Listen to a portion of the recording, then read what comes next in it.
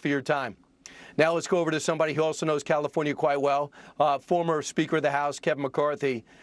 You have so many reasons to want to weigh in here, Congressman, but your thoughts about what's happening in your city right now. It's so depressing. I mean, you've seen bricks being flown. You see fire.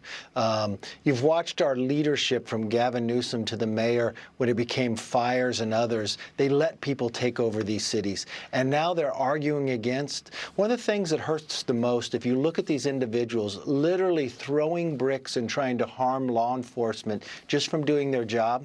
But what flags are they waving? Are they waving an American flag for that peaceful protest, or even a California flag?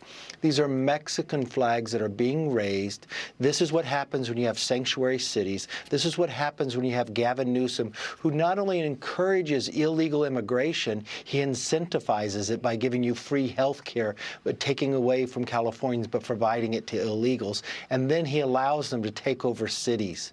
This is not the California we knew and loved. This is why so many people have left.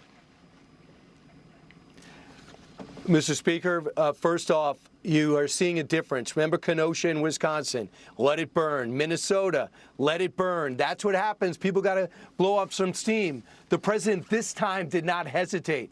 We're seeing two different philosophies. Do you think the American people who say, who the majority say are 54% are in support of the president's deportation program, and we know over 50% are also in support of the president's border policy, do you think they're happy with the Republican president, even in a Democratic city? What do you think they prefer?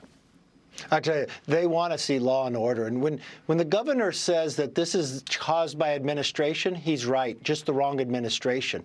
This was Joe Biden opening up our borders. And now when you want to live with law and order, look what the chaos has created, fires and others trying to take over a city. This is right. You know, President Trump has the right authority. Article 2, Section 3 of the Constitution. He has a responsibility to care for the individuals. I really want to see maybe Congress needs to look in. Why didn't the sheriff and the police come to the defense of those federal officers who needed the help? Were they told not to by political officials? Were they detained from coming and providing security to allow a city to burn and people be injured and hurt? That would be an interesting question to get answered here. So Gavin Newsom's been tweeting. He doesn't do anything. He doesn't show up. But he says this, inciting and provoking violence. This is where he says Trump's a dictator, creating mass chaos. This shows he's a dictator. Militarizing cities, arresting opponents. These are the acts of a dictator, not a president. The president's also saying, I'm just going to hold back funds from this state almost entirely. How does this end? Look, I think Gavin Newsom has spent more time on a podcast than he has been trying to protect California. You watch when the fires broke out in Southern California. He couldn't do anything, and he let those continue to burn. You watch when the cities get taken over. He lets them burn. Well, isn't it time to represent the individual who lives in California, that the tax-paying individual that has worked so hard, that wants their children to be safe walking down the streets? They have taken over Freeway 110 going through there. They have now taken over communities, throwing bricks. People do not feel safe. Get off your podcast, show the leadership, and make the streets of California safe again. He also called out Pete Hegseth. He says the Secretary of Defense is now threatening to deploy active Marines on American soil against its own citizen. It's deranged. Hegseth came back and says deranged is allowing your city to burn and law enforcement to be attacked. There is plenty of room for peaceful protest, but zero tolerance for attacking federal agents who are doing their job. So he's calling out the Secretary of Defense. He's calling out the president while all hell is breaking loose. Last question to you. How would it be different if this was not a sanctuary state and if Los Angeles wasn't a sanctuary city?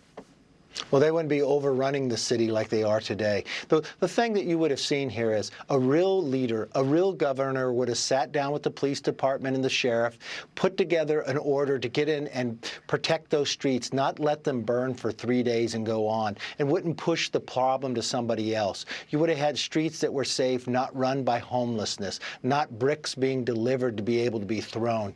You'd have security and safety throughout.